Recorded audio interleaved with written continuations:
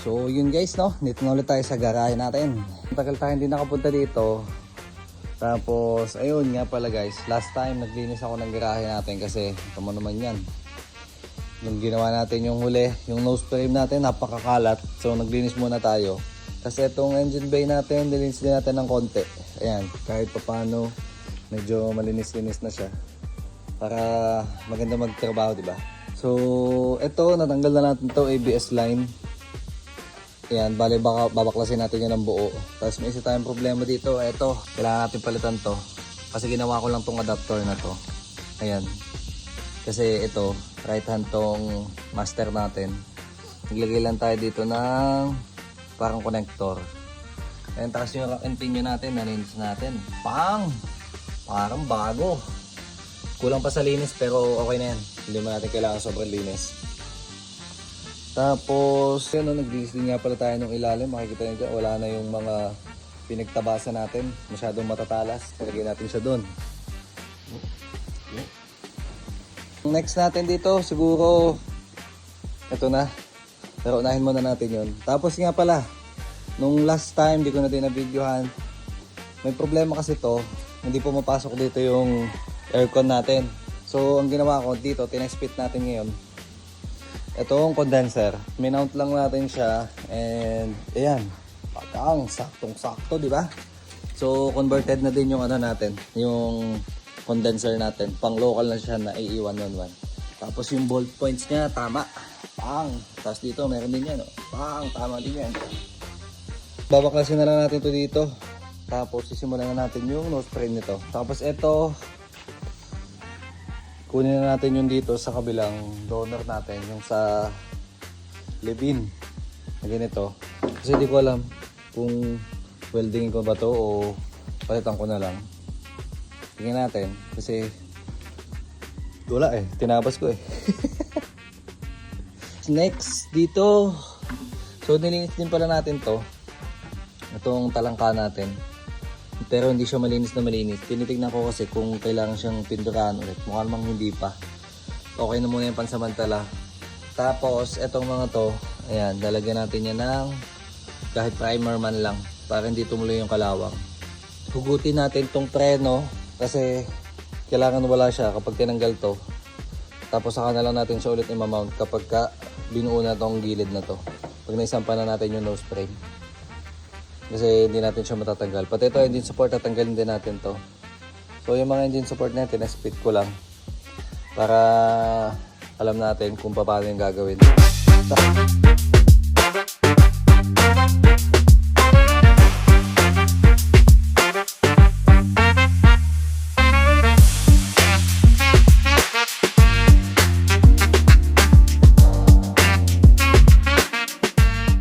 No, nabaklas ko na to. Tapos namarkahan ko na din siya, ayan, kung makita nyo may linya na siya dyan. Para pag sinampa natin siya dun sa kabila, alam ko kung saan banda siya dapat, hanggang saan yung labas niya, tapos hanggang saan din yung pasok niya. Pero di ko pa siya tapos, so adjust ko lang din or markahan ko lang din tong kabila, ito. Para may reference ako kung paano yung mounting niya. So yan, may marka na tayo. Ito yung linya niya, pababa. So dapat, itong side na to is, pag nilapat natin siya dito sa kabila, ganun din. Subukan natin. Feeling ko medyo may adjustment pa tayong kailangan. Pero at least kahit paano gumagalaw tayo, diba? Siguro itatak weld muna natin siya para kahit paano lumapat siya ng maganda. Kasi ito, sala So, konting palo siguro pababa. Kuha natin.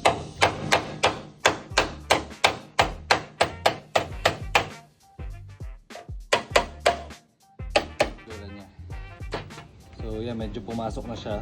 Lumapat na siya. Ngayon, subukan ko lang siyang i-tack weld ng konti.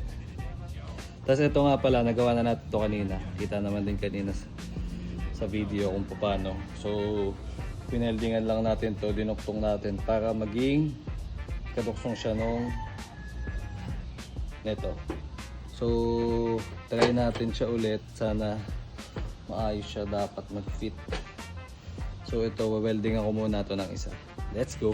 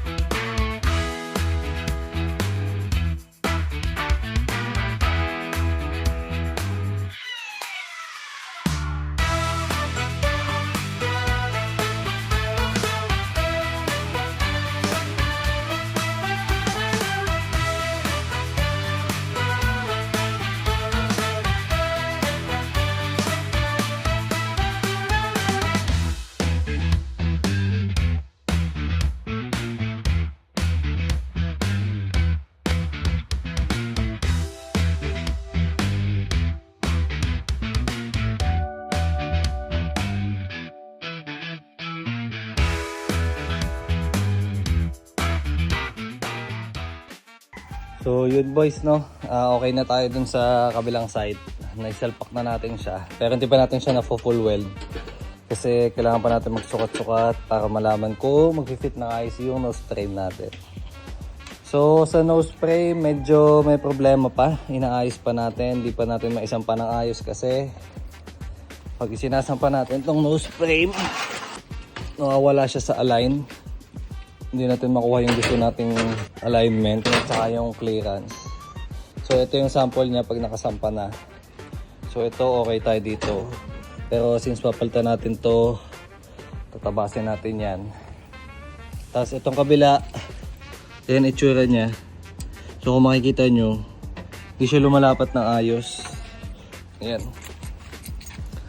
Ito, dapat nakaganyan siya. Pero pag inilapat natin siya ng ganyan, kumakawang siya dito. So hindi ko alam kung paano yung gagawin nating next dyan para lumapat siya ng ayos.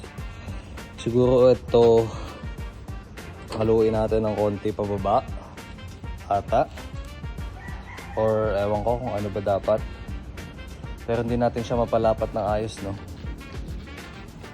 Ayan, ayan yung itsura niya ngayon. Natanggal na din natin yung brake lines pala kasi sisimulan na din natin to.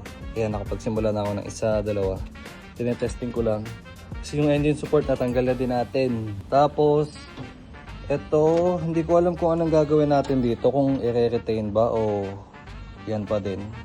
Pero baka ang gawin natin is hugutin na lang natin lahat ng kailangan natin. Tapos intayin na lang natin yung latero dumating. Kasi hindi ako masyado maalam kapag dating sa alignment ng mga panels. Lalo na pag ganitong seam weld. Pero tingin ko naman medyo okay yung ginawa natin kasi eto, tumugma naman siya.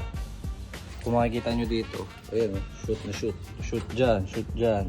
Kasi ito, pag nilapat lang to dito, yan, shoot din siya dyan. And itong taas. Ito itong baba. So itong isa, tinak-weld ko lang muna, tinesting ko. Paano magiging itsura niya. So ayan siya. Tapos, ito, sala din siya eh. Hindi ko alam kung bakit eh. Ayan o. Sala siya dun. So, titingnan natin kung paano yung gagawin natin dyan. Hindi ko alam kung ito ba kailangan na ibaba or kailangan itong i-adjust ulit. Kasi ito, medyo di ko gusto yung fitment niya. I mean, okay naman siya. I mean, pwede na siya, pero since bubuin nga natin ng maayos, might as well, di ba? Ayos yun na lahat ng walang magiging problema.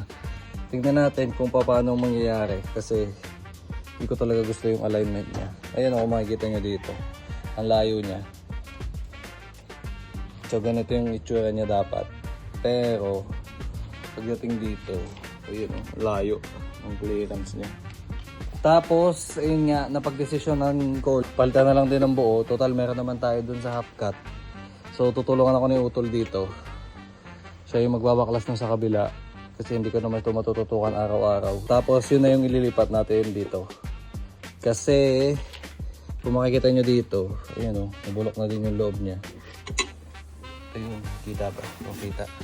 So bulok na din siya. Tapos itong windshield na tanggal ko na to, nakapatong na lang yan. Patanggalin din natin yan. Tapos ayan, ito. Kukunin natin yun, nandun sa kabila. So siguro mga dito, pag ganun. Kunin natin yan. Para walang bulok, diba? Bulokless. Pero sa ngayon, ito, hindi ko maisip kung paano yung gagawin dito. Natry ko na yung lahat ng gawin ko kanina. Tinry ko tong unatin, tinry ko tong paluin. Pero wala eh. Hindi tayo latero, so hindi natin siya makuha. Siguro ito kailangan hilahin. Itong part na to, para lumabas siya. Hindi ko lang din sure. Kasi hindi ko siya mapaalay na ayos eh. So siguro paluin ko muna to, try ko, kahoy, tapos papaluin ko siya palabas. Kasi ito napansin ko din, mayroon siyang problema dito. So kung makikita nyo to, may lukot siya. So tingin ko ito yung dahilan ba't di natin mapalapat ng ayos. Hindi ko to agad napansin, kaya ngayon lang namin napag-desisyonan na palitan lang din. Ito, yan. Ito naman medyo okay pa eh. Ito tatanggalin din tong frame na to. Kunin din natin yung nandoon sa isa nating half cut. Sa ilalim, mukha naman siyang okay. Ata. Hindi ko masabi kung okay o hindi kasi pag binuklat natin, baka doon pa lang natin makita kung ano yung mga problema niya. Pero ayun nga, uunahin lang muna natin to bago ito kasi at least yung sa kabila, walang putol yung dito. So ito, pinutulan ko na to. Minigweldan ko na to kanina. Trinay ko lang kung maglalapat siya. Lumapat naman pero hindi satisfied sa result. So tingin ko kailangan na talaga natin itong palitan. Hindi ko sure kung itong shock tower papalitan din natin. Kasi total lang, doon na naman lahat. Ang plano ko is kunin na lang lahat ng kayang makuha dito sa half cut na to. Tapos isang pa natin siya dito. Matrabaho siya pero at least diba, isang trabaho na maayos. Tapos di tayo magkakaproblema in the long run. Lalo na pang-ari naman natin. So mas okay naman na siguro ganun. Tapos yun, after bodywork siguro papasimulan ko na yung pintura. Then saka natin buuin ng dire-diretso kasi pag ginawa natin siya agad tapos hindi pa siya pinturado, mahirapan lang tayo kasi babaklasin ulit natin siya tapos ganoon na naman ulit. At least kung ganitong status niya, nakasalpak pa yung lahat, matetest fit muna natin siya. Then pag pininturahan ng buo, hugutin ulit natin tapos hilahin na lang natin ng rolling shell pupunta dun sa shop. So baka dun na lang din sa tropa natin siya papinturahan or dito sa garahe natin since malaki naman to. And ayun, plano din namin pumili ng compressor tsaka paint gun. Hindi ko alam kung kami na yung titira ng pintura or papagawa pero tingnan natin. So ayun, ito na lang muna yung itsura natin sa ngayon kasi busy na naman tayo, hindi na naman natin siya makalikot. Siguro sa isang araw ulit kasi dahil pa tayong gagawin eh. Meron pa tayong inaasikasong ibang auto. Tapos ayun, yun nga pala guys, yung labi natin na isa, yung labi ni Utol na black, ito siya, pang lalabas na siya soon. So dito natin siya ipapark sa kabila. So yun yung magiging guide natin para habang binubuo to, yun yung tinitignan-tignan natin. Actually kaling kami doon kahapon, pinuntahan namin and malapit na siyang matapos. So ayun, gagawin din natin yung blueprint para dito sa labi natin na isa. Yun no, di pa tayo nakontento doon sa ginawa natin. Ngayon, adjust ulit natin yung nose frame natin. Let's go!